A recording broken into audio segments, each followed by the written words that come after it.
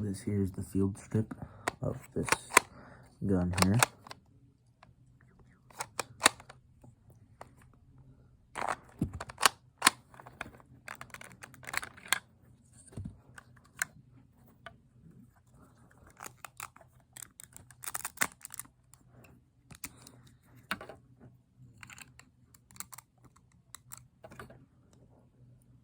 Boom, there you have it.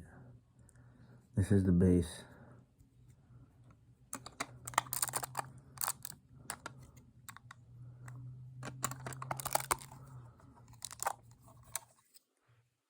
You can see that little slit in there. That's what allows this thing to slide. Put this in the slit.